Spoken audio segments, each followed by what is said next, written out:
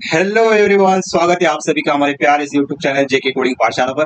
तो आज की वीडियो हम डिस्कस करने वाले बीएसबीडीए का data science big data analysis का थर्ड ईयर आईटी का यूनिट नंबर 6, वो है big data technologies application and impact. इस वीडियो के अंदर हम सभी पीवाईके से उनको कवर करेंगे और जो भी इस चैप्टर को अच्छे से रिवाइज करना चाहता है वो इस वीडियो को देख सकता है। मतलब आप देखो, मैंने पूरे टॉपिक इसके अंदर कवर किया है, भले ही थ्योरी हो, पर देखो ये वीडियो आपको कोई कहीं भी बोर नहीं लगेगा, क्योंकि उन थ्योरी कॉन्सेप्ट को मैंने ज्यादातर एग्जांपल से समझाया। कोई भी कॉन्सेप्ट ऐसा नहीं है कि उसके सिर्फ हमने ऊपर ऊपर से पढ़ा दिया है, क्योंकि थ्योरी है, पर इस चैप्टर को हम बहुत ही अच्छे से कवर किया है। तो सबसे पहले हम शुरू करते हैं सोशल मीडिया एनालिटिक्स इस टॉपिक से। तो सोशल मीडिया एनालिटिक्स क्या होता है, क्या लगता है आपको सोशल मीडिया एनालिटिक्स क्या होता है? तो सबसे पहले आपको सोशल मीडिया के बारे में पता ही होगा कि बहुत सारे प्लेटफॉर्म है सोशल मीडिया पर। कौन कौन से प्लेटफॉर्म है उसमें? मेनली सोशल मीडिया के मेनली जो हमारे प्लेटफॉर्म है उसमें आता है इंस्टाग्राम, फेसबुक हो गया, यूट्यूब हो गया, लिंक्डइन हो गया। ये क्या है? ये सभी सोशल मीडिया प्लेटफॉर्म है। वो क्या है? Types of social media platform. हर एक प्लेटफॉर्म का क्या गोल हो सकता है? आपको क्या लगता है कि हर एक प्लेटफॉर्म का क्या गोल है? हर एक प्लेटफॉर्म का एक ही गोल होता है, वो क्या है? यूजर इंगेजमेंट बढ़ाना, ज्यादा से ज्यादा यूजर उसको यूज करे। और क्या हो सकता है? रीच बढ़ाना। और क्या हो सकता है? उसका रेवेन्यू जनरेट करना, जैसे कि गूगल एड रेवेन्यू होगा, रेवेन्यू ज्यादा से ज्यादा आ जाए, ज्यादा से ज्यादा लोगों तक ये प्लेटफॉर्म पहुंच हो जाए। ये क्या होता है? हर एक प्लेटफॉर्म का रोल होता है। तो इसके लिए वो क्या करेंगे? सबसे पहले कि यूजर को एक एनालिटिक्स प्रोवाइड करेगा, मतलब जो भी यूज कर रहा है उसके ऊपर एनालिटिक्स यूज करेगा। अभी एनालिटिक्स का मतलब क्या, वो आपसे डिसाइड किया जाएगा। एनालिटिक्स क्या लगता है आपको, क्या डिसाइड किया जाएगा? जैसे कि अभी देखो, इंस्टाग्राम पे कोई रील डाली है, उसके ऊपर इतने इतने व्यूज आए, इतने लाइक्स आए, काउंट लाइक्स आए, कमेंट्स आए, तो वो क्या हो रहा है? वो कंटेंट लोगों को ज्यादातर लोगों को पहुंच रहा है। पर वो कमेंट क्या है, पॉजिटिव है, निगेटिव है, ये पॉजिटिव है, निगेटिव, ये हमें जानना है, मतलब अभी जानना है। तो वो कैसे पता चलेगा?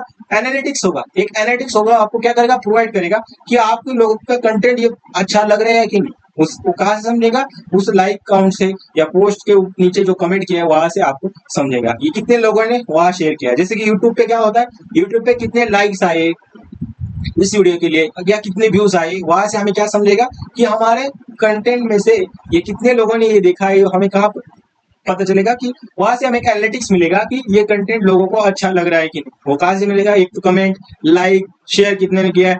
अभी और क्या क्या कहाँ से पता चलेगा कि कितने लोगों ने ये देखा है, मतलब व्यूज कितने हैं। तो ये क्या होगा? एक एनालिटिक्स मिल गई कि हमें हमारा कंटेंट कितने लोगों तक पहुंच रहा है। जैसे कि अभी देखो, यूट्यूब पे अगर आपको देखना है, यूट्यूब पे अगर देखना है कि हमारा कंटेंट कितने लोगों तक पहुंचना है, तो यूट्यूब हमें क्या प्रोवाइड करता है? वाईटी स्टूडियो, मतलब यूट्यूब स्टूडियो में जाकर अपने चैनल का एनालिटिक्स आप देख सकते हैं। जैसे कि अभी देखो, मैंने कुछ दिनों से वीडियो नहीं डाला था, तो देखो हमारे जो भी चैनल है, देखो उसके जो व्यूज है, चैनल व्यूज जो पिछले 28 दिन में, तो वो लेस है 648 लेस है पिछले कुछ दिनों से, क्योंकि हमने पिछले कुछ दिनों से वीडियो नहीं डाली थी। वैसे आप देखो, हमारा वॉच आवर्स भी क्या है? 9.9 आवर्स है। क्या है? 9.9 आवर्स हमारा वॉच टाइम कम है पिछले 28 डेज से। और क्या है? 10 सब्सक्राइबर हमारे भी कम है पिछले 28 डेज से। और 648 व्यूज हमारे क्या है कि लास्ट के 28 डेज में आ गए। तो यूट्यूब वाईटी स्टूडियो में जाकर आप चेक करोगे, आप चैनल होगा आप अगर किसी का, तो आप वहां देखो हर किसी का उस चैनल के अंदर आप देखोगे तो एक चैनल एनालिटिक्स प्रोवाइड किया जाता है। क्यों प्रोवाइड किया जाता है? कि आप उसके ऊपर काम करो। जैसे ही मैंने देखा कि मेरा वॉच टाइम व्यूज इतने कम हो गए, वॉच आवर्स इतने कम हो गए, तो मुझे क्या करना है? अभी वीडियोस डालना है, लोगों के कमेंट्स आने लगे कि इस टॉपिक पे वीडियो डालो, तो हमने क्या किया? उसी टॉपिक पे वीडियो डालना शुरू किया। ये कैसे पता चला मुझे? क्योंकि मुझे एक एनालिटिक्स मिला ना, एनालिटिक्स मिला, ये लोगों ने कमेंट्स किए, या मुझे व्यूज से पता चला कि व्यूज कम हो गए, मतलब मुझे वीडियो अभी डालना है। आ गया समझ में? जैसे कि सब्सक्राइबर का लाइक काउंट आप वहां देख सकते हो, ग्राफ के फॉर्म में वो क्या होगा? काउंट होगा। तो इससे क्या मिले? मुझे इंसाइट मिली। नेक्स्ट स्टेप वही है कि मुझे क्या मिली? जो भी एनालिटिक्स है उससे मुझे इंसाइट ये मिले कि मुझे अभी इस टॉपिक, मतलब मुझे अपने चैनल पर वीडियो डालना है, और इसी टॉपिक जो डालना है कि जो यूजर के ज्यादा ज्यादा, मतलब यूजर को ज्यादा पसंद आ जाए। तो वैसे ही हमें क्या करें? हमें टॉपिक्स डालना है। और प्लेटफॉर्म क्या करेगा? Growing social media platform with insight, मतलब उस इनसाइट से मुझे क्या करना है? अभी हमें अपने क्या करने? सब्सक्राइबर बढ़ाने हैं, अब ज्यादा से ज्यादा लोगों तक ये चैनल पहुंचाना है, और हर किसी को जो हम पढ़ा रहे वो हर किसी बच्चे तक हमें पहुंचाना है। तो ये क्या हुई? हमारी ग्रोथ हो गई। जैसे कि प्लेटफॉर्म की ग्रोथ क्या होगी कि ज्यादा से ज्यादा रिव्यू जनरेट हो जाए, जो भी वीडियो अपलोड कर रहा है यूजर को भी कुछ रिव्यू मिले और हमारी कंपनी को भी कुछ रिव्यू मिले। ये भी क्या हुआ है? एक क्या मिल गया है उसको? एक क्या मिल गया? इनसाइट से वो चैनल को ग्रो किया। जैसे कि अभी मैं वीडियो डालूंगा तो ये ज्यादा से ज्यादा लोगों तक पहुंचेगा, और ज्यादा से ज्यादा लोगों तक पहुंचने के बाद उससे क्या होगी, मेरे चैनल की ग्रोथ होगी, फॉलोअर्स बढ़ेंगे, रीच होगी, लाइक्स आएंगे, व्यूज आएंगे। ये क्या हो गए, हमारे चैनल की ग्रोथ होगी। और बेनिफिट्स क्या हो गए, हमारे टाइम बच गया, एफर्ट्स, मतलब हमें पता चला कि लोगों को क्या पसंद आ रहा है, किस टाइप का कंटेंट मुझे प्रोवाइड करना चाहिए। जैसे कि अभी देखो, हमने पिछले कुछ दिनों से जो डीएसबीडे के वीडियो थे, न्यूमेरिकल इंसियम के टाइम पे मैंने डाला था, तो वहाँ देखो वो जो 3 वीडियो है उस पर ज्यादा व्यूज आए, तो लोगों को वहाँ जरूरत थी, तो उनका भी काम। मैंने पहले वीडियो डाला, मुझे ऐसा लगा कि व्यूज नहीं आएंगे, पर ज्यादा लोगों तक वो पहुंचा क्योंकि कंटेंट की वहाँ कमी थी, तो मैंने उसी टॉपिक के ऊपर सभी न्यूमेरिकल्स को डाल दिया। आगे समय में तो इससे क्या मिला, मुझे मेरा जो एफर्ट्स था, टाइम था, वो मुझे पता चला कि किस डायरेक्शन में लाना है, मतलब मेहनत को किसी डायरेक्शन में लाना है, वो मुझे अच्छे से पता चल गया सोशल मीडिया एनालिटिक्स से। मतलब जैसे वाईटी स्टूडियो में जाकर मैं देखता हूँ कि मेरे लाइक्स कितने आ गए, काउंट्स कितने आ गए, और कितना मुझे इंप्रूव करना है। वैसे आप देखो, हर एक रील्स के ऊपर देखो कितने कमेंट्स आए, जैसे कि किसी ने एक पोस्ट डाली, अगर वो पोस्ट यूजर को पसंद नहीं आई तो क्या होता है, यूजर कमेंट्स करता है, बैड कमेंट्स करता है, देखो निगेटिव रिस्पॉन्स आता है। तो वो कमेंट से, जैसे किसी एक्टर है, मान लो उस एक्टर से ये नहीं थी कि वो ऐसा भी काम कर सकता है, तो वो काम अगर उसने कर दिया तो नीचे कमेंट सेक्शन से पता चल ही जाता है। तो उसकी अगर कोई टीम होगी या कोई सोशल मीडिया एनालिटिक्स होगा, वो क्या बता देगा कि आपको निगेटिव रिस्पॉन्स आया है, आपको ऐसी पोस्ट नहीं डालनी थी, तो वो क्या होगा, फिर से चाहे तो वो पब्लिक से माफी भी मांग सकता है, नहीं तो वो पोस्ट को डिलीट भी उसके कर सकता है। तो आ गया समझ में, तो ऐसा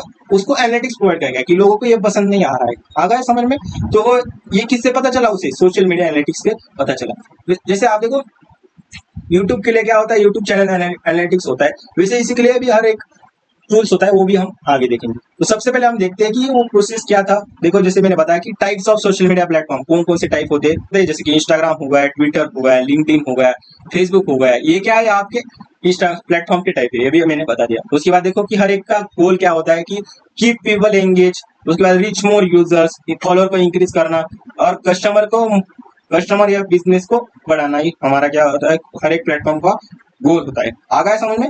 उसके बाद देखो, अब एनालिटिक्स क्या होता है, वो अभी मैंने समझा कि analytics means looking at your data. Data कौन सा, जो भी लाइक्स है, व्यूज है, या कमेंट्स है, शेयर कितने लोगों ने किया है, उसके यहाँ पर देखो, आपको डायरेक्टली एनालिटिक्स पता चल जाएगा। तो मतलब जो आप काम कर रहे हो, लोग ये समझ में आ रहा है कि नहीं, लोगों तक वो काम में आ रहा है कि नहीं, वो कहाँ से समझेगा, आपको एनालिटिक्स से समझेगा। और हमें किस कंटेंट के ऊपर ज्यादा काम करना है, या हमारी पोस्ट को कैसे इम्प्रूव करेगी, यूजर को वो पसंद आ जाए, कस्टमर को वो पसंद आ जाए, तो वो कहाँ से समझेगा, हमें एनालिटिक्स से समझेगा। और उस एनालिटिक्स में हमें क्या लेना है, इनसाइट्स लेना है। इनसाइट मतलब क्या, कि हमें इसके ऊपर क्या काम करना है, कि किस टाइम पे हमें पोस्ट करना सही रहेगा, कि किस पोस्ट को ज्यादा लाइक आ रहे हैं, तो उसी के ऊपर हमें ज्यादा काम करना है, और कैसा कंटेंट डिलीवर करने के तो यूजर को वो पसंद आएगा। तो ये क्या हो गई, वैल्यूएबल इनसाइट्स हो गई। वैसे हमें क्या करना है, उस प्लेटफॉर्म को कैसे ग्रो करना है, ये हमें पता चल गया है, क्योंकि फॉलोअर्स जो भी इनसाइट्स है, उससे हमें पता चल गया है कि हमें देखो कि हमें इस कंटेंट के ऊपर ज्यादा काम करना है, कि जिसके ऊपर लाइक्स और शेयर ज्यादा आ रहे हैं, तो उसी के ऊपर हमें क्या करना है, काम करना है। जिस और क्या होगा हमारा, कि उसी के ऊपर अगर हमने काम किया तो हमारे फॉलोअर्स क्या हो जाएंगे, इंक्रीज हो जाएंगे, और हमारा कंटेंट जो भी है वो बेटर और फास्टर वे से डिलीवर हो जाएगा, और सोशल मीडिया पेज है वो हमारा जल्दी से जल्दी ग्रो हो जाएगा। आगे समझ में। उसके बाद बेनिफिट्स वो मैंने बता दी, save times and efforts, create better content, make smart business decision, grow faster than others. मतलब हम एनालिटिक्स को देखकर अगर हमारे कंटेंट्स को अच्छे से डिलीवर करेंगे तो हमें हमारी जो ग्रोथ है वो फास्टर होगी। आ गया समझ में। तो ये सोशल मीडिया एनालिटिक्स क्या होता है, अभी आपको समझ में आ गया। उसके बाद हमें देखना है कि सोशल मीडिया पीवाईक्यूज के अंदर आए।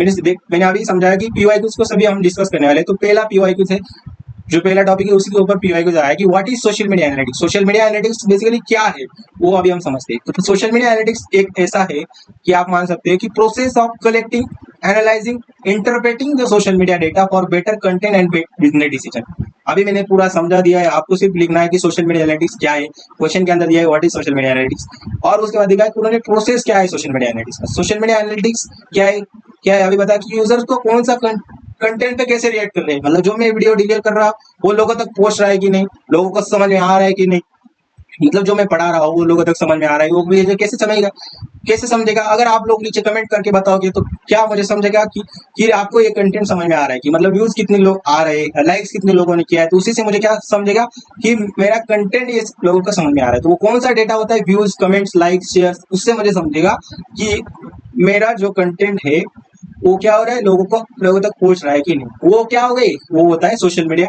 एनालिटिक्स। और हमारे जो एनालिटिक्स होगा यूट्यूब एनालिटिक्स, उसके अंदर आप देखो डायरेक्टली आपको ग्राफ से पता चल जाएगा कि वो कंटेंट कैसे ग्रोथ हो रहा है, मतलब आपका वॉच आवर्स कैसा है, सब्सक्राइबर का रेट कैसा है, लास्ट कितने व्यूज आए, वो भी आपको डायरेक्टली वहां दिखाया जाता है। मैंने अभी समझा दिया था। अभी उसका प्रोसेस क्या है, मतलब अगर मुझे किसी का अगर सोशल मीडिया एनालिटिक्स निकालना है तो उसका प्रोसेस क्या है, तो सबसे पहले होता है डेटा आइडेंटिफिकेशन। डेटा आइडेंटिफिकेशन मतलब हमें किस प्लेटफॉर्म का मुझे ऐसे में निकालना है। जैसे कि अभी देखो इंस्टाग्राम पे कोई है, एक यूजर है, उसका मुझे क्या करना है, ऐसे में निकालना है, मतलब सोशल मीडिया एनालिटिक्स निकालना है। तो सबसे पहले हम क्या करेंगे, उसके लाइक चेक करेंगे, कमेंट चेक करेंगे, मतलब वो क्या होगा, व्यूज चेक करेंगे, वो क्या होगा, हमारा डेटा टाइप हो गया। क्या होगा, डेटा टाइप होगा। उसके बाद देखो इसके सभी के लिए क्या होता है, जैसे यूट्यूब को वॉच आवर्स टाइम का डेटा लेना, जैसे कि मुझे देखना है कि मेरा यूट्यूब चैनल पे क्या ग्रोथ है, तो मैं क्या करूंगा, उसका यूट्यूब स्टूडियो में जाकर यूट्यूब क्या देखूंगा, यूट्यूब चैनल एनालिटिक्स देखूंगा कि कैसे हमारे चैनल्स पे ग्रोथ हुई है या कितने व्यूज कम हो गए हैं, और हमें क्या कंटेंट डालना चाहिए कि जैसे जिसको लोगों को पसंद आ रहा है। तो वो मुझे कहाँ से समझ में आ गया, उस यूट्यूब चैनल एनालिटिक्स पे जाकर समझ में आ गया। तो नेक्स्ट स्टेप वही है कि डेटा कलेक्शन, मतलब क्या, यूज टूल्स। अगर मुझे यूट्यूब चैनल एनालिटिक्स देखना है, तो यूट्यूब मतलब चैनल एनालिटिक्स देखना है, तो मैं क्या करूंगा, वाईटी स्टूडियो के अंदर जाऊंगा और अपने चैनल की ग्रोथ देखूंगा। वैसे डेटा क्लीनिंग मतलब क्या, स्पैम और मिसिंग डेटा को हमें क्या करना है, रिमूव करना है, मतलब उसका फॉर्मेट समझ चाहिए, जैसे बॉट कमेंट्स होते हैं उसको हमें क्या करना है, रिमूव करना है। ये data cleaning and pre processing से क्लियर हो जाएगा। उसके बाद डेटा एनालिसिस, एनालिसिस कहाँ से मुझे जल्दी से समझ रहा है, ग्राफ देखोगे आप, उस ग्राफ पे डायरेक्टली उस डेट के अनुसार आप उस पे जाओगे तो डेट के अनुसार डायरेक्टली एनालिसिस दिया जाता है, किस टाइम पे कितने व्यूज आए, या आपकी इस वीडियो पे इस दिन आपने जो वीडियो डाला था उस पर कैसी ग्रोथ आ रही है, वो डायरेक्टली आपको वहां से समझ रहा है। इनसाइट जनरेशन मतलब अंडरस्टैंड ऑडियंस व्यूअर, कि जैसे कि अभी देखो इनसाइट जनरेशन, मुझे इनसाइट क्या मिला, अगर मैं रील्स छोटे फॉर्म में या शॉर्ट्स के फॉर्म में अगर वीडियो डालूंगा तो उस पर ज्यादा व्यूज आते हैं, तो उसी पे मैं काम करूंगा। ये क्या, मुझे क्या मिल गई, इनसाइट्स मिल गए कि मुझे किस तरफ मेहनत करनी है। मेहनत को डायरेक्शन देना मतलब क्या, इनसाइट जनरेशन आप कह सकते हो। डिसीजन मेकिंग मतलब क्या, कि मुझे पता चल गया कि मैं 7 PM पे अगर वीडियो डालूंगा तो उस पर सबसे ज्यादा व्यूज आएगी, ये क्या हुआ है, डिसीजन मेकिंग मुझे मिल गया। ये होते सभी प्रोसेस, आपको ऐसे समझ कर लेना है, किसी भी क्वेश्चन को रटना नहीं है, अच्छे से समझना है और पेपर के अंदर अच्छे से एक्सप्लेन करके आना है। अभी एक्सप्लेन किया है मैंने ऐसे वर्ड में, आपको क्या करना है, सिर्फ इंग्लिश के फॉर्मेट में उसको अच्छे से सिंपल वर्ड में लिखते आना है। और 8 मार्क के लिए क्वेश्चन आ गया। नेक्स्ट क्वेश्चन सेम आया था 7 मार्क के लिए, कि how social media analytics helps in value creation.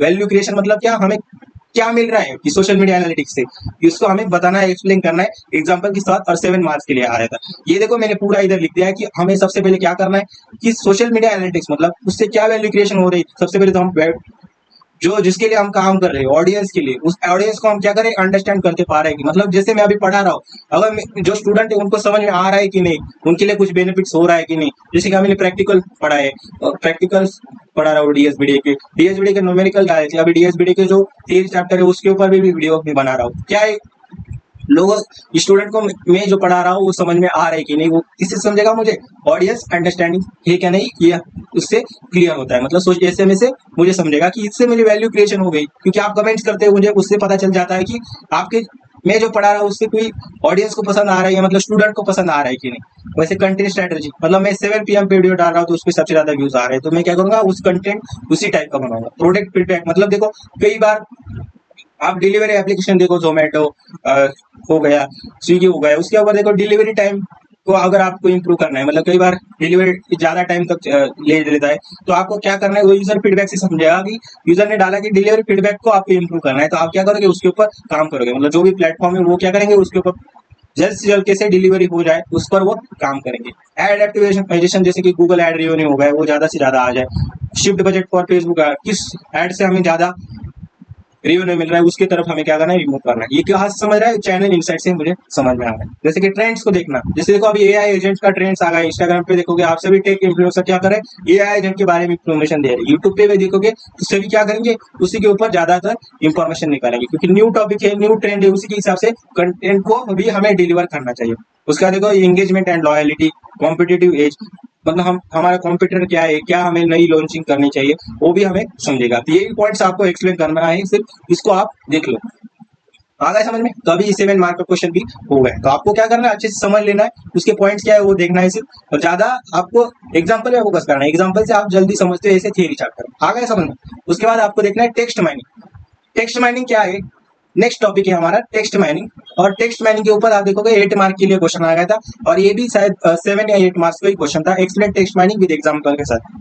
और ऊपर क्या था, draw and explain text mining architecture and it's use क्या है उसके बताने थे, और टेक्स्ट माइनिंग का आर्किटेक्चर बताना था, और एग्जांपल, ये तीनों आप अच्छे से टेक्स्ट माइनिंग के ऊपर समझो। और अभी टेक्स्ट माइनिंग क्या है, वो उसको क्या करते हैं, प्रोसेस और एनालाइज करते हैं, और उसके बाद हमें क्या मिलते हैं, उससे मीनिंगफुल इंफॉर्मेशन मिलती है। ये होता है टेक्स्ट माइनिंग का प्रोसेस। तो आपको टेक्स्ट माइनिंग सिंपल वर्ड में लिखता है कि ऐसा प्रोसेस जिससे हम जो टेक्स्ट डेटा होता है उससे कोई मीनिंगफुल उससे प्रोसेस या एक्सट्रैक्ट करने के बाद या एनालाइज करने के बाद कोई मीनिंगफुल इंफॉर्मेशन ले रहा है कि नहीं, ये हम किस प्रोसेस समझेंगे, टेक्स्ट माइनिंग प्रोसेस समझेंगे। ये कब काम आता है कि कोई भी रिव्यूज आते हैं, बहुत बड़ा रिव्यूज आते हैं कि आपकी डिलीवरी सही से हुई है कि नहीं, फूड डिलीवरी सही से हुई नहीं, कि वो कहाँ से समझेगा, आपको रिव्यूज से समझेगा। आ गया समझ में?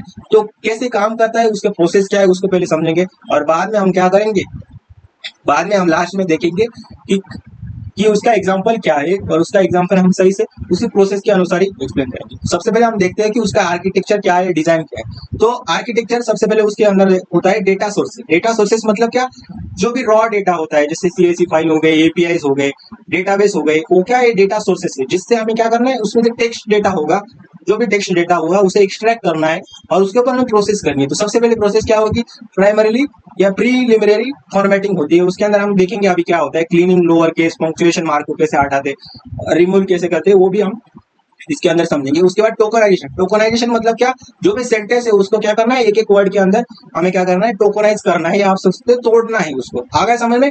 और हमें क्या करना है, स्टॉप वर्ड को रिमूव करना है। स्टॉप वर्ड को रिमूव करना है मतलब जो वर्ड हमारे काम की नहीं उसको क्या करना है, रिमूव कर देना है। तो इज एंड द जो वर्ड है वो हमें रिमूव करना है। और लिमिटाइजेशन, लिमिटाइजेशन या स्ट्रीमिंग क्या होती है, जैसे कि रनिंग हो गया, रन हो गया, रैन हो गया, ये सभी आप देखोगे एक ही मीनिंग है उनका। तो हमें क्या करना है, उसका रन एक रूट वर्ड है, तो उस रूट वर्ड में हमें कन्वर्ट करना है। और एडवांस एनालिटिक्स मतलब हमें एडवांस एनालिटिक्स देखना, जैसे कि रिव्यूज आ गए, इन रिव्यूज से हमें ये चेक करना है कि ये रिव्यूज पॉजिटिव है, निगेटिव है, या क्या है, हमें क्या से मिलेगा, सेंटिमेंट एनालिसिस हो गया, या क्लस्टरिंग हो गई, ग्रुप वाइज हमें समझने को मिलेगा।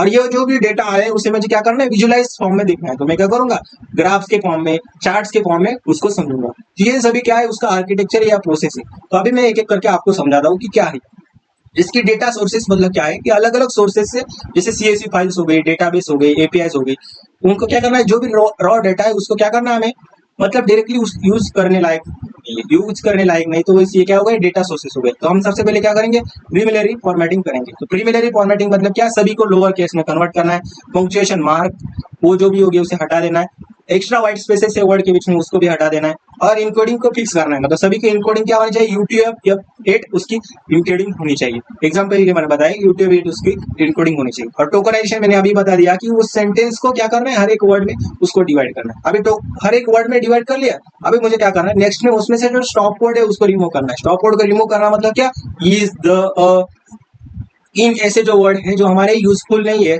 तो हमें क्या करना है, उसको रिमूव कर देना। क्या करना है, रिमूव कर देना। आ गया समझ में? जो भी एनालिसिस के लिए ज्यादा यूज नहीं है उसको क्या कर देना, रिमूव मुझे कर देना। ये क्या होता है कि अभी मैंने बताया कि स्ट्रीमिंग क्या होता है, लिमिटाइजेशन क्या होती है। जैसे कि हमें क्या करना है, जो भी वर्ड उनका मीनिंग सेम है और बार बार रिपीट्स हो रहे हैं, तो हम क्या करेंगे, उस वर्ड को हम उससे रूट फॉर्म में कन्वर्ट कर देंगे। और इसके लिए क्या होती है, NLP प्रोसेस में ज्यादातर ये यूज होता है। जो भी सिमिलर टाइप के वर्ड है उसको रूट फॉर्म में कन्वर्ट कर देते हैं। NLP टाइप के जो नेचुरल लैंग्वेज प्रोसेसिंग है उसमें यूजफुल होता है कि जो भी वर्ड है उनको, जैसे रनिंग हो गया, रन हो गया, रैन हो गया, इसका मीनिंग सेम है, तो हमको क्या करेंगे, उसको एक ही मीनिंग उसका समझेंगे। और एडवांस एनालिटिक्स मैंने अभी बताया क्या है, उसके अंदर हम चेक करेंगे, सेंटिमेंट एनालिसिस चेक करेंगे, मतलब हमें और अच्छे से समझेगा ये क्या है, इसका मीनिंग क्या है, ट्रू मतलब कितना पॉजिटिव है, निगेटिव है, न्यूट्रल रिस्पॉन्स है, वो हमें पता चल जाएगा इससे। सेंटिमेंट एनालिसिस क्या है, टॉपिक मॉडलिंग करेंगे हम उसके ऊपर, क्लस्टरिंग परफॉर्म करेंगे, ग्रुप वाइज को हम डेटा डिवाइड करेंगे, वर्ड की फ्रीक्वेंसी चेक करेंगे कि क्या है, ये टेक्निक्स हम अप्लाई करेंगे उसके ऊपर कि कौन सा और ज्यादा बार रिपीट हो रहा है, वो भी हम इससे ये टेक्निक्स अप्लाई करके समझेंगे। और हम क्या करेंगे लास्ट में, जो भी एडवांस एनालिटिक्स हमें मिला है उसको हम क्या करेंगे, एक ग्राफ के फॉर्म से, चार्ट के फॉर्म से हम क्या करेंगे, उसको दिखाएंगे। तो ये क्या होगा, ये आपका विजुअलाइजेशन हो गया। अभी इसका एग्जांपल क्या है कि मान लो कि आप एक कंपनी है, उसके पास 10,000 क्या है, कस्टमर के रिव्यूज आ गए। क्या आ गए, 10,000 कस्टमर के रिव्यूज आ गए। और अभी हमें चेक करना है कि वो मतलब लोगों की प्रोडक्ट के बारे में रहा क्या है, मतलब वो लोगों ने जो भी रिस्पॉन्स दिया है कि वो सही है कि नहीं। जैसे कि आप समझ सकते हो कि डेटा कलेक्शन, आप डेटा सोर्सेज को जैसे हमने कलेक्ट किया तो 10,000 हमारे पास क्या है रिव्यूज आ गए, हमने वो क्या कर दिया कलेक्ट कर दिए। उसके बाद हमने प्री प्रोसेसिंग किया, उसके लोअर केस में कन्वर्ट कर दिया, पंक्चुएशन मार्क को हटा दिया, और हमने क्या किया प्री प्रोसेसिंग करने के बाद हमने क्या किया, उसके बाद जो भी हमारे कॉमन इज द जैसे कॉमन वर्ड है, मतलब हमने क्या किया स्टॉप वर्ड रिमूव किया, उसको हमने क्या किया जो हमारे एनालिसिस के लिए यूज नहीं उसको हमने क्या कर दिया रिमूव कर दिया, और सेंटीमीटर एनालिसिस में प्रोसेस किया, हर एक रिव्यू का मूड डिटेक्ट किया। सेंटीमीटर एनालिसिस अभी बताया ना एडवांस एनालिटिक्स में आता है, उसके अंदर हमने क्या किया हर एक हर एक रिव्यू का मूड चेक किया कि वो पॉजिटिव है, निगेटिव है या न्यूट्रल है, और रिजल्ट हमें मिला कि एग्जाम के लिए बताओ, रिजल्ट हमें मिला कि 70% लोग ये पॉजिटिव बता रहे हैं, 20% लोग ये बता रहे हैं कि ये निगेटिव है, और 10% क्या है न्यूट्रल है। और कंपनी को पता चला कि लोग प्रोडक्ट से खुश है, पर कुछ जो डिलीवरी टाइमिंग है उससे नाराज है, वो हमें कहाँ से पता चल गया, उस रिव्यू से पता चल गया। आ गया समझ में। तो ऐसा एग्जाम्पल आप वहां दे सकते हो कि यूजर बिहेवियर को ट्रैक करना, क्या करना है मोबाइल ऐप के यूजर बिहेवियर को ट्रैक करना ही क्या होता है, मोबाइल एनालिटिक्स होता है। इसमें क्या देखा जाता है कि यूजर ऐप में क्या कर रहा है, यूजर ऐप में क्या कर रहा है, कितनी देर तक ऐप यूज कर रहा है, कहाँ क्लिक कर रहा है, किस क्लिक बटन पे ज्यादा वो जा रहा है, और किस पेज पे ज्यादा टाइम स्पेंड कर रहा है, वो क्या होता है मोबाइल एनालिटिक्स होता है। जैसे कि आप मान लो कि स्विगी ऐप है, उसको यूज कर, अगर कोई स्विगी ऐप है आप उसको यूज कर रहे हैं, और उसके अंदर आपको देखा जाए कि आप उस ऐप को कब ओपन किया, किस टाइम पे ओपन किया, उसके बाद देखोगे कितनी देर तक आपने उस टाइम स्क्रॉल किया है, क्या ऑर्डर किया है, और किस किस स्क्रीन पे ज्यादा टाइम आपने वेट किया है। जैसे कि आप मान सकते हैं कि ऑर्डर किया है कोई फूड फूड आपने ऑर्डर किया, ऐड टू कार्ट किया, ऐड टू कार्ट करने के बाद आप देखो पेमेंट के लिए या चेकआउट पेमेंट के लिए आपका टाइम ज्यादा जा रहा है, तो ये उससे समझ जाएगा कि ये चेकआउट पेज के लिए ज्यादा टाइम क्यों जा रहा है, मतलब पेमेंट के कार्ड पे क्यों ज्यादा टाइम जा रहा है। आप समझ सकते हो कि पेमेंट कंटिन्यू पेमेंट करेंगे, वो पेमेंट के ऊपर ही ज्यादा रीलोडिंग आ रहा है, क्यों ऐसा हो रहा है। तो उस जो भी है एप्लीकेशन वो क्या करेंगे, उसके जो डेवलपर है उसके ऊपर काम करेंगे, और काम करने के बाद उसे ये समझेगा कि बग्स क्या है, बग्स करें और उस एप्लीकेशन को बग्स फ्री करेंगे, क्योंकि ज्यादा से ज्यादा लोगों तक वो यूजर को प्रॉब्लम ना आ जाए। ये किससे समझ रहा है, मोबाइल एनालिटिक्स में समझ रहा है। आ गया समझ। और अभी हमें देखना है कि ये सोशल मीडिया एनालिटिक्स से कैसे डिफरेंट है, क्योंकि इसके ऊपर भी क्वेश्चन आया कि सोशल मीडिया एनालिटिक्स और मोबाइल एनालिटिक्स क्या है। तो सोशल मीडिया एनालिटिक्स मतलब क्या होता है कि जैसे प्लेटफॉर्म हो गए इंस्टाग्राम, अभी मैंने बताया इंस्टाग्राम फेसबुक ये मतलब ट्विटर पर लोग कैसे इंटरेक्ट कर रहे हैं, ये अगर मुझे बताना है तो हम उससे एनालिसिस से बताएंगे। वो जो एनालिसिस होती है वो सोशल मीडिया एनालिटिक्स होती है। जैसे कि किसी पोस्ट को कितने लाइक्स आए, कमेंट्स कैसे आए, कितने किस पोस्ट पे ज्यादा इंगेज मिला है, मतलब किस वीडियो पे ज्यादा व्यूज आए, और कौन से हैशटैग ट्रेंडिंग है वो मुझे लगाने ही लिए मुझे उससे समझ में आ गया समझ। और आप देखो मोबाइल एनालिटिक्स से थोड़ा डिफरेंस है। मोबाइल एनालिटिक्स मतलब वो जो ऐप के ऊपर, मतलब जो भी मोबाइल एप्लीकेशन है आप मान सकते हैं उसके ऊपर कैसे हम इंटरेक्ट कर रहे हैं, किस पेज पे ज्यादा रुक रहे हैं, किस बटन पे हमने ज्यादा इंटरेक्ट किया, मतलब यूजर कितनी देर तक वो टाइम स्पेंड कर रहा है उसके ऊपर, वहां से हमें क्या मिलेगा, उस मोबाइल एनालिटिक्स हमें मिलेगा। आगे समझ में। अभी मुझे चेक करना है कि इन दोनों में डिफरेंस क्या है, मोबाइल एनालिटिक्स और सोशल मीडिया एनालिटिक्स के ऊपर भी क्वेश्चन आया था कि मोबाइल एनालिटिक्स और सोशल मीडिया एनालिटिक्स में डिफरेंस क्या है। तो मोबाइल एनालिटिक्स मतलब क्या है, उसके अंदर देखो कौन कौन से प्लेटफॉर्म होते हैं, जैसे कि एंड्रॉइड बेस्ड एप्लीकेशन होते हैं जो भी हम प्ले स्टोर से इंस्टॉल करते हैं। तो वहां देखो हम कौन कौन से एप्लीकेशन यूज करते हैं, व्हाट्सएप के ऊपर देखो, जोमेटो के ऊपर, जो भी मतलब व्हाट्सएप के ऊपर आप कितना टाइम स्पेंड कर रहे हो, किस जगह आपको प्रॉब्लम आ रही है, वो क्या कहाँ से समझेगा, मोबाइल एनालिटिक्स से समझेगा। जोमेटो के ऊपर देखो आपको क्या मिल रहा है, पेमेंट करने में प्रॉब्लम आ रही है, तो वो कहाँ से समझेगा, मोबाइल एनालिटिक्स से समझेगा। और उस डिबो को अंडरस्टैंड कर हमें क्या करना है, उसके ऊपर इंप्रूव करना है। वैसे सोशल मीडिया एनालिटिक्स हमें क्या समझ में आ रहा है कि सोशल मीडिया एनालिटिक्स हमें ये समझ में आ रहा है कि किस पोस्ट पे एंगेजमेंट ज्यादा मिल रही है, किस पोस्ट पे ज्यादा यूजर लाइक कर रहे हैं, किस पोस्ट पे कमेंट कैसे आ रहा है, पॉजिटिव है या निगेटिव है, वो हमें समझ में आ जाएगा। किस कंटेंट पे ज्यादा यूज आ रहा है, वो क्या है, सोशल मीडिया एनालिटिक्स हो गया। जैसे आप देखो फोकस किस पे करना चाहिए, मतलब यूजर एक्सेस पे ज्यादा मोबाइल एनालिटिक्स के ऊपर फोकस होता है, और पोस्ट लाइक शेयर्स कमेंट्स पे क्या होता है, ये सोशल मीडिया एनालिटिक्स डिपेंड होता है। ऐप परफॉर्मेंस और यूजर बिहेवियर को समझना क्या होता है, गोल्स क्या है इसका, ऐप परफॉर्मेंस और यूजर बिहेवियर को हमें समझना है, और ब्रांड अवेयरनेस और ऑडियंस एंगेजमेंट को मेजर करना ही सोशल मीडिया का काम होता है। टूल्स कौन कौन से यूज हो जाते हैं इस मोबाइल एनालिटिक्स के लिए, फायरबेस और फ्लरी जैसे टूल यूज किए जाते हैं, इसके बारे में आप पढ़ लो क्या है, कैसे काम करते हैं। उसके बाद देखो फूड सूट और क्या है, स्प्राउट सोशल नाम की जो टूल्स है, और आप वाईटी स्टूडियो भी इसके अंदर डाल सकते हो, जो यूट्यूब चैनल एनालिटिक्स के लिए यूज होता है। आ गया समझ में, इन दोनों का डिफरेंस आपको अच्छे से समझ में आ गया। इतने इजी वर्ड्स में मैंने समझा दिया ये तीनों टॉपिक। ऐसे तो इजी है पर थ्री टॉपिक्स है, पर उसको कैसे पढ़ना है मैं अभी इधर बता रहा हूँ। नेक्स्ट हम समझते हैं कि जो हमारा टॉपिक्स है वो क्या है, types of mobile analytics. Mobile analytics के टाइप कौन से है, इस पे ऊपर भी डायरेक्टली क्वेश्चन आया है क्या कौन कौन से टाइप्स है? Descriptive analytics, diagnostic analysis, predictive analytics, perceptive analytics और इन एनालिटिक्स। इन सभी को हम एक एक करके एग्जांपल के साथ डिस्कस करते हैं। तो सबसे पहले आप देखो डिस्क्रिप्टिव एनालिटिक्स क्या होता है। मैंने डायरेक्ट डिस्क्रिप्टिव एनालिटिक्स मतलब यूजर ऐप में क्या कर रहा है बेसिक डेटा दिखाता है। क्या है? यूजर ऐप में क्या कर रहा है वो बेसिक डेटा दिखाता है। अभी मैंने समझाया ना कि मोबाइल एनालिटिक्स काम कैसे करता है बेसिक, उसके अंदर हमें डिस्क्रिप्टिव एनालिटिक्स क्या दिखाता है कि यूजर ऐप में काम क्या कर रहा है, मतलब किस बटन पे, जैसे कि app install, daily active users क्या है, सेशन टाइम क्या है उसका, आपको कितनी देर तक उस ऐप पे टाइम बिताए, वो क्या से मिलेगा? हमें डिस्क्रिप्टिव एनालिटिक्स मिलेगा।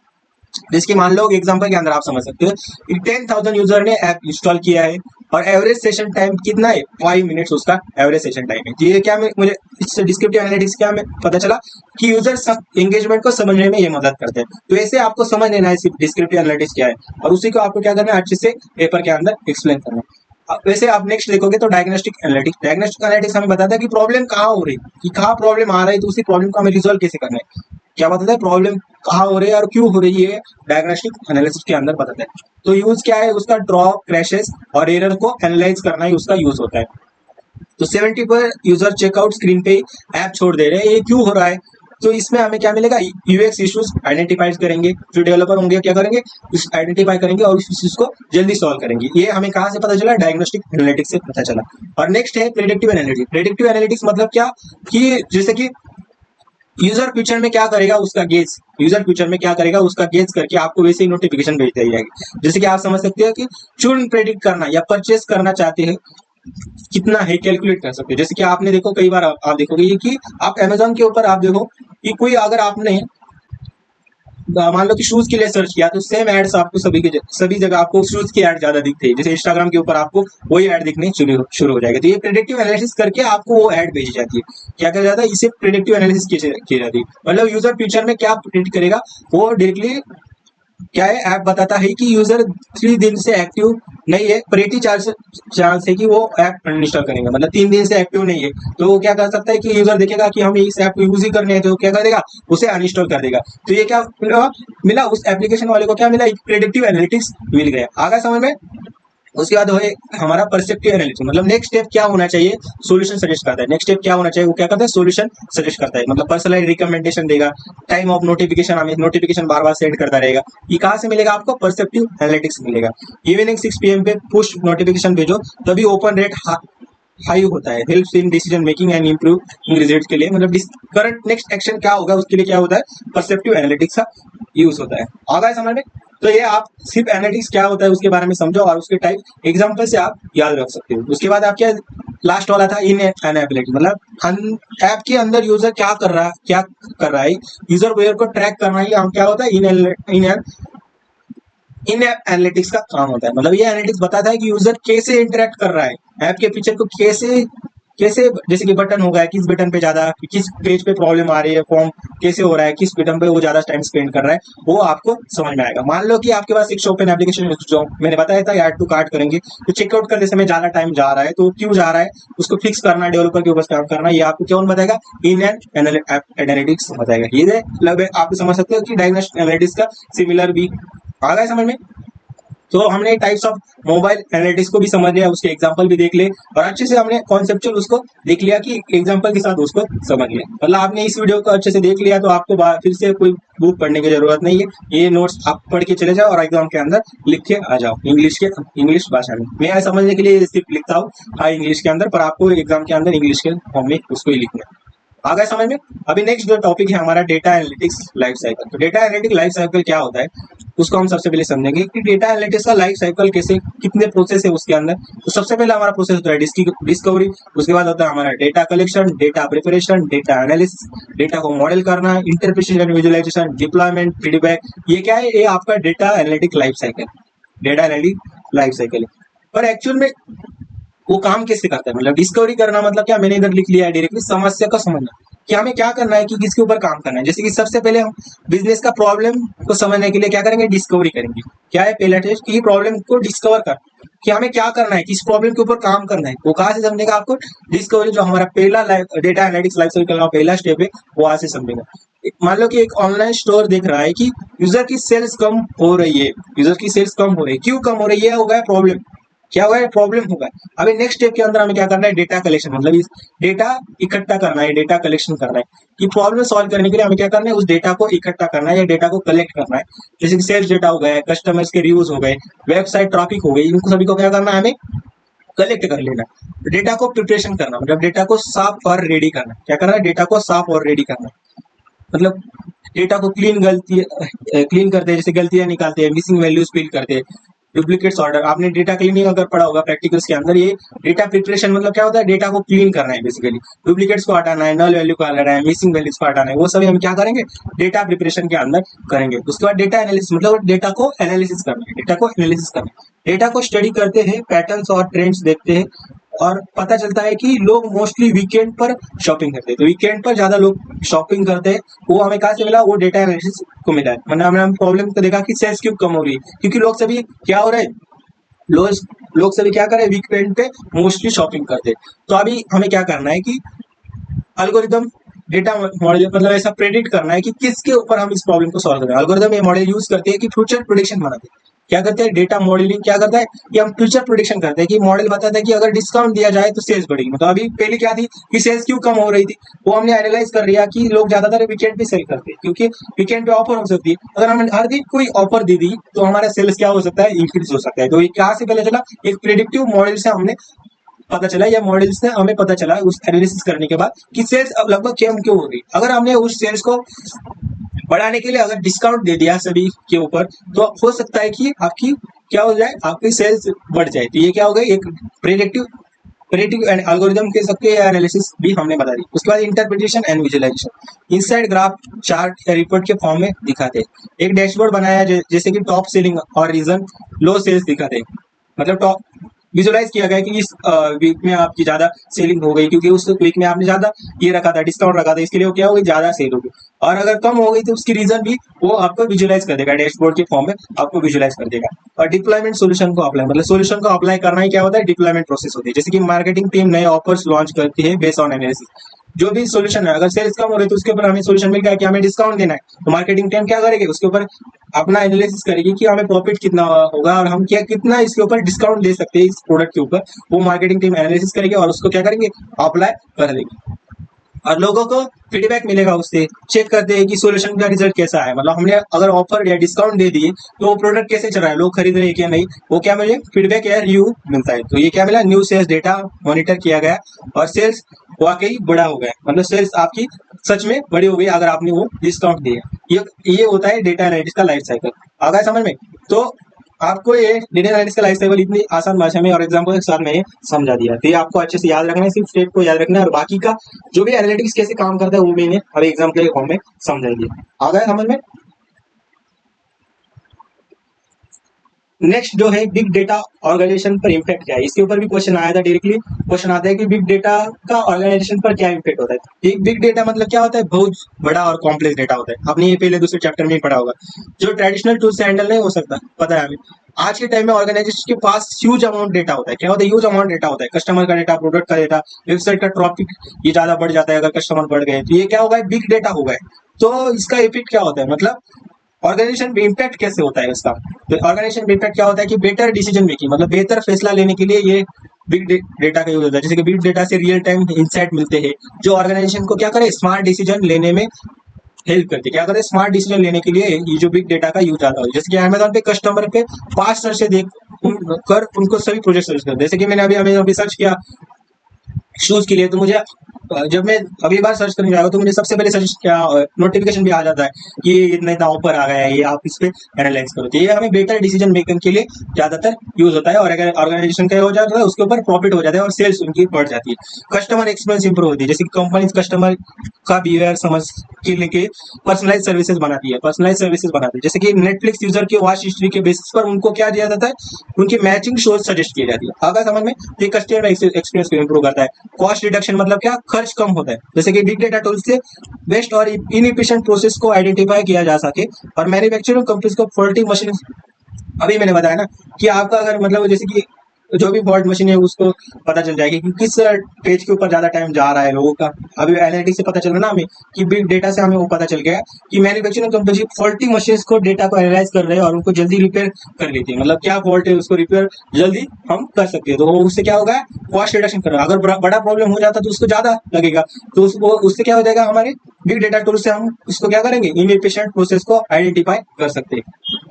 और न्यू प्रोडक्ट सर्विस का इनोवेशन, रिस्क मैनेजमेंट, रिस्क को एनालाइज करेंगे और कॉम्पिटिटिव एडवांटेज मिलता है। अब न्यू प्रोडक्ट्स और सर्विस का इनोवेशन मतलब क्या, डेटा के बेसिस पर कंपनी के नए प्रोडक्ट डिजाइन करते हैं जो मार्केट में डिमांड से मैच करती है। जैसे कि स्विगी ने डेटा एनालिसिस देखा कि लोग रात को भी ऑर्डर करना चाहते हैं, तो उन्होंने मिडनाइट डिलीवरी स्टार्ट किया। अभी समझ में आ गई होगा कि न्यू प्रोडक्ट एंड सर्विस का इनोवेशन मतलब क्या।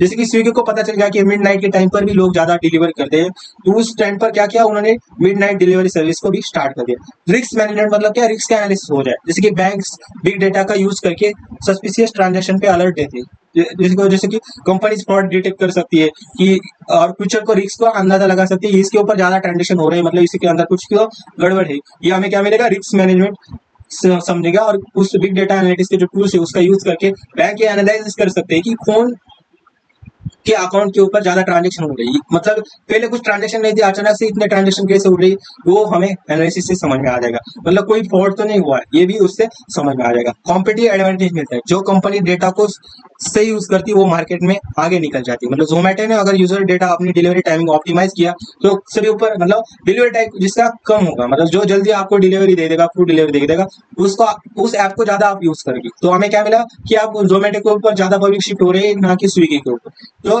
क्या होगा, डिलीवरी टाइमिंग मतलब उसका कॉम्पिटिटर कौन है, उससे आप ज्यादा एडवांटेज आपको मिल गया। आ गया समझ में। तो ये था अभी क्या है कि कैसे ऑर्गेनाइजेशन के ऊपर इम्पैक्ट होता है, वो भी हमने अच्छे से समझ लिया। नेक्स्ट जो है, नेक्स्ट क्या है हमारा, बिग डेटा वैल्यू टर्मिनोलॉजी। अभी बिग डेटा वैल्यू के ऊपर 5 वैल्यू भी, 5 इसका यूज होता है। Volume, values, velocity, variety, veracity और वैल्यू। इससे क्या मिलती है, मीनिंगफुल यूज ऑफ डेटा और गेन बेनिफिट्स हमें मिलता है। कैसे वैल्यू क्रिएट होती है बिग डेटा वैल्यूज की वजह से। ये वैल्यूज, 5 वैल्यूज आपने पहले दूसरे चैप्टर में पढ़ी होगी कि 5 इसका कैसा होता है। जैसे कि डेटा का अमाउंट, ये कौन मेजर करता है, वैल्यूम को मेजर करता है। इसके ऊपर भी क्वेश्चन आए, ये सभी पीवाईक्यू वीडियो डिस्कस कर रहा है। जैसे कि फेसबुक पे डेली करोड़ ऑफ पोस्ट आ रहे हैं, बहुत सारा पोस्ट आ रहा है, तो ये कि उससे करोड़ पोस्ट क्या है, एक वैल्यूम है। वेलोसिटी, डेटा आने की स्पीड, कितनी तेजी से स्पीड आया है। जैसे कि ट्विटर पे हर एक सेकंड पे ट्वीट हो जाए, तो किसके बेसिस पे ये हो गई, उसका स्पीड क्या है, एक वेलोसिटी है। वैरायटी मतलब किस टाइप का डेटा आ रहा है, टेक्स्ट फॉर्म में आ रहा है, वीडियो फॉर्म में आ रहा है, ये इमेज फॉर्म में आ रहा है। जैसे कि यूट्यूब पे टेक्स्ट, वीडियो और इमेज के फॉर्म में जो भी डेटा है उसको एनालाइज करना, वैल्यू करना, उसकी टर्मिनोलॉजी को समझना। कौन कौन सी टर्मिनोलॉजी यूज करी जाती है, वैल्यू, वेलोसिटी और वेराइटी। उसके बाद होती है वेरासिटी, डेटा की सच्चाई और एक्यूरेसी कितनी है, रॉन्ग इन्फॉर्मेशन, लो वेरासिटी, मतलब एक्यूरेसी चेक की जाती है वेरासिटी के अंदर। वैल्यू, डेटा का रियल यूज, अमेजोन डेटा के करके सेल्स बढ़ाता है, मतलब डेटा का रियल यूज करके। वैल्यू क्या है कि जो भी डेटा आ रहा है उससे एनालिसिस से क्या हो रही है, वैल्यू क्रिएशन, मतलब सेल्स क्यों कम हो रही है वो हमें समझ में आ रहा है, क्या अगर हम डिस्काउंट देंगे तो सेल्स बढ़ जाएगी, ये क्या होगी, वैल्यू उसके अंदर होगी। और ये कहाँ से पता चलेगा, जो भी हमने और भी टर्म समझे, वॉल्यूम हो गया, कितने रिस्पॉन्सेस आ गए, वेलोसिटी कितने स्पीड से, वैरायटी कौन सी है, क्या उस डेटा की सच्चाई, मतलब वेरासिटी क्या है, वैल्यू क्या है, ये 5 से आपको समझ में आ गए। तो ये बिग डेटा की वैल्यू टर्मिनोलॉजी होती है, इसको भी आपको अच्छे से अभी समझ में चाहिए। मतलब माइकल पोर्टस का एक साइंटिस्ट था, उसने क्या किया, माइकल पोर्टस नाम का एक व्यक्ति था, उसने क्या किया, वैल्यू चेन नाम का एक बिजनेस मॉडल दिया। अभी क्या है उसको सबसे पहले समझते हैं कि माइकल पोर्टस वैल्यू चेन ने क्या दिया है। तो माइकल पोर्टस ने एक मॉडल दिया है, कि एक मॉडल दिया है, उसका नाम क्या है, वैल्यू चेन नाम का एक मॉडल है, जिसमें बताया गया है कि एक कंपनी कैसे अपने बिजनेस एक्टिविटी से कस्टमर के लिए वैल्यू क्रिएट करती है। मतलब एक कंपनी कैसे अपने बिजनेस के लिए, बिजनेस से कस्टमर के लिए वैल्यू क्रिएट करती है। तो उसके लिए 2 टाइप्स की एक्टिविटीज होती है, वो होती है, पहली होती है प्राइमरी एक्टिविटीज, इसके ऊपर भी डायरेक्टली क्वेश्चन आता है, प्राइमरी एक्टिविटीज को एक्सप्लेन करो। और डायरेक्टली प्रोडक्ट सर्विसेज बनाने और बेचने से रिलेटेड होती है। मतलब प्राइमरी एक्टिविटी किसके लिए होती है, प्रोडक्ट सर्विसेज, मतलब प्रोडक्ट कैसे बन रहा है उसके ऊपर ज्यादा होती है, अभी हम समझेंगे उसको। और होता है सपोर्ट एक्टिविटीज, सपोर्ट एक्टिविटी मतलब इनर सपोर्ट देना, जो भी प्राइमरी एक्टिविटी को सपोर्ट देती है वो क्या होती है, सपोर्ट एक्टिविटीज। तो ये 2 टाइप की एक्टिविटीज का एनालिसिस इसके अंदर बताया गया है वैल्यू चेन मॉडल के अंदर। अभी डायरेक्टली इसके ऊपर 8 मार्क के लिए क्वेश्चन आ जाता है, वो आप समझो। तो सपोर्ट एक्टिविटीज कौन सी होती है कि जो प्राइमरी एक्टिविटीज को सपोर्ट करती है। अभी प्राइमरी एक्टिविटीज कौन सी होती है, इनबाउंड लॉजिस्टिक, अभी हम समझते हैं इसका मतलब क्या है, ऑपरेशंस क्या है, आउटबाउंड लॉजिस्टिक, उसके बाद होता है मार्केटिंग एंड सेल्स, उसके बाद होता है सर्विसेज। इन सभी का एनालिसिस क्या होता है, डायरेक्टली यहाँ होता है। आगे समझ में। तो ये होती है प्राइमरी एक्टिविटीज। अभी समझते हैं हम क्या स्टेप है उसके बाद। और उसके बाद हम समझेंगे सपोर्ट एक्टिविटीज। कौन कौन से सपोर्ट एक्टिविटीज होती है? Free infrastructure, human resource management, technology development, pro procurement, इन सभी को अभी हम समझते हैं। ये क्या हो गए? सपोर्ट एक्टिविटीज हो गए। ये होती है मार्जिन और मार्जिन। ये होता है ये जो डिजाइन है आप अच्छे से समझ लो, पेपर के अंदर ये आपको लिखना है। उसके बाद आपको क्या होता है उसको लिखना है। अभी हम एक एग्जांपल से पूरा वैल्यू चेन मॉडल को समझती है। तो मान लो कि मारुति सुजुकी नाम की एक कार इंफ्रास्ट्रक्चर कंपनी अभी भी है। प्राइमरी एक्टिविटीज डायरेक्ट मतलब मारुति सुजुकी कार का मैन्युफैक्चरिंग कंपनी है, और उसके अंदर प्राइमरी एक्टिविटीज कैसे काम करते हैं वो अभी समझते हैं। प्राइमरी एक्टिविटीज मतलब क्या? अभी को मैंने सिर्फ उस स्ट्रक्चर को देख आपको बताया कि काम कैसे करता है, डायरेक्टली हम उसके एग्जांपल के साथ ही समझ लेते हैं। मतलब प्राइमरी एक्टिविटीज मतलब क्या? डायरेक्ट जो कार बनाने और बेचने से जुड़ी हुई। प्राइमरी एक्टिविटी मतलब क्या? जो कार बनाने और बेचने से जुड़ी हुई। तो क्या होती है उसके अंदर एक्टिविटी? एक होती है इनबाउंड लॉजिस्टिक ऑपरेशंस, मैंने बताया था, outbound logistic, marketing and sale और सर्विस। अभी इनबाउंड लॉजिस्टिक मतलब क्या? रॉ मटेरियल, पार्ट और टूल्स को आना और स्टोर करना। क्या होता है? रॉ मटेरियल्स को, पार्ट्स को, टूल्स को आना और स्टोर करना। जैसे कि टायर हो गए, गाड़ी बनानी है तो क्या है उसके लिए? रॉ मटेरियल टायर्स हो गए, इंजन के पार्ट हो गए, सीट फैक्ट्री हो गई में आ रही, मतलब फैक्ट्री के अंदर वो सीट्स जो भी मॉडल कार बनाने के लिए चाहिए वो आ रहे। वो क्या होता है? इनबाउंड लॉजिस्टिक के अंदर आता है। क्या होता है? इनबाउंड लॉजिस्टिक के अंदर आता है। तो वो क्या होता है? रॉ मटेरियल, पार्ट्स और टूल्स का आना और उसे स्टोर करना ही क्या होता है? इनबाउंड लॉजिस्टिक के अंदर आता है। नेक्स्ट है ऑपरेशन। ऑपरेशन मतलब क्या? Assembling and manufacturing actual process. Actual process क्या करना? एक्चुअल बना, हाँ, असेंबलिंग करना। जैसे कि फैक्ट्री में वर्क करके क्या करते हैं? कार बनाते हैं। तो क्या कर रहे हैं? बना रहे हैं, मतलब क्या? ऑपरेशन परफॉर्म कर रहे हैं। वैसे आउटबाउंड लॉजिस्टिक मतलब फाइनल प्रोडक्ट का डिलीवरी या डिस्ट्रीब्यूशन। जैसे कि कार रेडी हो गई तो मार्केट के अंदर वो क्या हो जाएगी? लॉन्च हो जाएगी। जैसे कि रेडी कार्स को ट्रक में रेडी हो गई तो उसको क्या करेंगे? ट्रक के अंदर डालेंगे और जिस भी सिटी में चाहिए, जिस भी शोरूम को चाहेंगे वहां तक वो पहुंचा देंगे। मार्केटिंग सेल्स मतलब क्या हो जाएगी? जो भी कार बन गई उसका क्या करेंगे? एड्स करेंगे, प्रमोशन करेंगे और उसका सेल्स टेक्निक्स यूज करेंगे। मार्केटिंग और सेल्स के अंदर वो आता है। ये हो गया फोर्थ नंबर का प्रिमिटिव एक्टिविटी। और टीवी पर ऐड आएंगी, शोरूम पे आप देखो ऐड आएंगी, और आप देखोगे कोई भी प्लेटफॉर्म के ऊपर ही भी ऐड आएंगी, कार की ऐड आ जाएगी। वैसे सर्विस, कौन कौन सी सर्विस? प्रोडक्ट के बाद सपोर्ट सिस्टम हो जाएगी। कोई कार को कोई प्रॉब्लम आ रहा है तो क्या करेंगे? वो सपोर्ट सिस्टम मेंटेनेंस प्रोवाइड करेंगे, रिपेयर्स कर देंगे या वारंटी उसके ऊपर दे सकते हैं। देखिए फ्री सर्विस 1 ईयर वारंटी दे सकते हैं, या सर्विस सेंट्रल सपोर्ट भी वो दे सकते हैं। वो सभी किसके अंदर आ जाता है? प्राइमरी एक्टिविटीज के अंदर आ जाता है। जैसे कि महिंद्रा कंपनी है, उसके ऊपर कैसे कार को मैन्युफैक्चरिंग किया जाता है। जैसे कि मारुति सुजुकी का मैंने एग्जांपल बता दिया कि कैसे उसके ऊपर कार को मैन्युफैक्चर करना, कार को मैन्युफैक्चर करना, उसके जो रॉ डेट आता है वो इनबाउंड लॉजिस्टिक के अंदर आता है। ऑपरेशन मतलब कार को कैसे बना रहे हैं, उसके अंदर जो भी वर्कर्स है वो कैसे कार को असेंबल करें। आउटबाउंड लॉजिस्टिक मतलब क्या? उसको कैसे डिलीवर करना है, किसके अंदर उसका हमें किस शोरूम के अंदर उसको देना है, वो भी क्या होता है? आउटबाउंड लॉजिस्टिक के अंदर होता है। मतलब डिलीवरी के काम सब कुछ आउटबाउंड लॉजिस्टिक के बीच में आता है। उसके बाद होता है मार्केटिंग एंड सेल्स, मतलब एड्स का प्रमोशन, सेल्स टेक्निक्स। और मतलब टीवी पर आप एड देखते हो जो भी गाड़ी के एड्स है वो किसके अंदर आता है? मार्केटिंग एंड सेल्स के अंदर आता है। सर्विसेज मतलब क्या? कि 1 ईयर की वारंटी है या कुछ सर्विसेज आप उसको फ्री दे सकते हैं, मेंटेनेंस प्रोवाइड कर सकते हैं कुछ दिन के लिए, वो कहाँ आ जाता है? सर्विसेज के अंदर आ जाता है। और सपोर्ट एक्टिविटीज क्या होता है? कि जो ऊपर वाले सभी काम को सपोर्ट करती है, ऊपर वाले सभी काम को सपोर्ट करती है। जैसे कि फ्री इंफ्रास्ट्रक्चर, कंपनी का प्लानिंग, लीगल, फाइनेंस मैनेजमेंट। जैसे कि कंपनी का हेड ऑफिस होता है जो डिसीजन बनाता है, मतलब हर एक पार्ट को कितना पैसा लगेगा वो कहा जाता है कि वो सपोर्ट करता है कि ये पैकेज ये हमें चाहिए, रॉ डेटा चाहिए तो उसके लिए कितना पैसा लगेगा वो कहा जाएगा? फ्री इंफ्रास्ट्रक्चर के अंदर आ जाएगा। एचआर मैनेजमेंट मतलब कितने वर्कर्स लगेंगे उनको क्या करो? हायर करो, वो वहाँ कहा जाएगा सपोर्ट एक्टिविटीज का दूसरा पार्ट, मतलब क्या? एचआर मैनेजमेंट के पास आ जाएगा। ऐसा आप देखो टेक्नोलॉजी का डेवलपमेंट, न्यू टेक्नोलॉजी तो आप लॉन्च करो। जैसे टेस्ला ने क्या की कि उस विदाउट ड्राइवर ही वो क्या क्या कार क्या चल सकती है। तो ये क्या हो जाएगा? टेक्नोलॉजी का इनोवेशन या डेवलपमेंट आ गया। या आप कार का डिजाइन इंप्रूव कर सकते हो, न्यू कोई कार का डिजाइन वो क्या होता है? उस कार को ऐसा नया कुछ मॉडल बना सकती है, वो कहा जाएगा सपोर्ट एक्टिविटीज के अंदर आ जाएगा। या प्रो करंटमेंट मतलब सामान कहाँ से खरीदना है, सप्लाईज मैनेज कैसे करना है, वो कहा जाएगा प्रो करंटमेंट के अंदर आ जाएगा। जैसे कि टायर सी कंपनी से किस कंपनी से लेना है ये डिसाइड करना क्या प्रो करंट के अंदर आ जाता है। ये हो गया हमारा सपोर्ट एक्टिविटी और ये हो गया हमारा प्राइमरी एक्टिविटी। इसी से क्या मिलता है? वैल्यू चेन मॉडल बनता है कि कैसे एक बिजनेसमैन से यूजर्स के लाइफ में कैसे इम्पैक्ट पड़ता है, वो भी हमने इस मॉडल से समझा लिया। अभी डेटा यूज केसेस क्या है उसको समझ लो, हेल्थ केयर के अंदर कैसे यूज होता है। जैसे कि मान लो कि नेक्स्ट टॉपिक है आप समझ लो बिग डेटा का यूज केसेस क्या है। पेशेंट डेटा को एनालाइज करके बेटर ट्रीटमेंट डिसीजन लेना, जैसे कि हॉस्पिटल पेशेंट एक्सरेज और रिपोर्ट को एआई से एनालाइज करेंगे तो कैंसर जैसे डिसीज अर्ली डिटेक्ट कर देगा। आगे समझ में। एआई से एनालिसिस करने से क्या हो रहा है कि उस जो डिसीज है उसको हम जल्द से जल्द एनालाइज कर रहे हैं। ये आपको पढ़ते ही समझ में आ जाएगा। ई कॉमर्स लाइक तुम्हें हेडफोन सर्च किया तो तुम अमेजोन तुम्हें सिमिलर आइटम सजेस्ट करेगा। हेडफोन सर्च किया तो बहुत सारे आइटम्स आपको मिल जाएगा। तो कैसे बिग डेटा से मिल रहा है ना, क्योंकि बहुत सारे लोग कौन कौन सा डेटा सर्च करे, उससे आपको एक सजेस्ट मिल रहा है कि कौन बहुत ज्यादा एक ही टाइप का डेटा रहे तो सबसे पहले आपको वो ऑप्टिमाइज वे में मिलेगा। बैंकिंग के अंदर फ्रॉड डिटेक्शन के अंदर आपको ये मिल जाएगा। ये पढ़ भी लोगे तो भी आपको समझ में आ जाएगा। ट्रैफिक एंड स्मार्ट सिटीज के अंदर कैसे हो जाता है वो भी आपको समझ में आ जाएगा। जैसे कि गूगल मैप में तुम्हें लाइव ट्रैफिक दिखा रहा है कि किस कार के अंदर देखो आप वो लाइव ट्रैफिक वाला होता है कि किस रूट पे ज्यादा तो रेड आपको दिखा रहेगा। वो कहाँ से मिल रहा है आपको, एक बिग डेटा के यूज केस से। वो क्योंकि वो एनालाइज कर रहा है कि किस तरफ ज्यादा ट्रैफिक से, उस ट्रैफिक को एनालाइज करके आपको एक सजेशन दे रहा है कि आप इस रास्ते से मत जाओ, इस रास्ते से बहुत ट्रैफिक है तो आप दूसरा रास्ता आप चुन सकते हैं। आगे समझ में। अब ये बिग डेटा एनालिटिक्स के चैलेंजेस क्या है उसको सिर्फ आप एक देख लो कि big data value huge amount of data आ रहा है तो उसको मैनेज कैसे करेंगे। डेटा वैरायटी मतलब हर एक टाइप का डेटा आ रहा है, स्ट्रक्चर है, सेमी स्ट्रक्चर है, अनस्ट्रक्चर है, उसको कैसे मैनेज करना। रियल टाइम सिस्टम है क्या आपके पास। यूट्यूब पे जो डेटा आ रहा है स्ट्रीम एनालिटिक्स, क्या यूट्यूब का सर्वर वैसा होना चाहिए, क्योंकि वो ज्यादा से ज्यादा डेटा को क्या कर सकते हैं, स्ट्रीमिंग वो कर सकते हैं। डेटा वेलोसिटी को एनालाइज करना, स्किल वर्कर्स होने चाहिए, डेटा सिक्योरिटी आपके पास होनी चाहिए, डेटा की वेरासिटी मतलब सच्चाई होनी चाहिए उस डेटा के सामने, और डेटा को विजुलाइज अच्छे से कर पाए।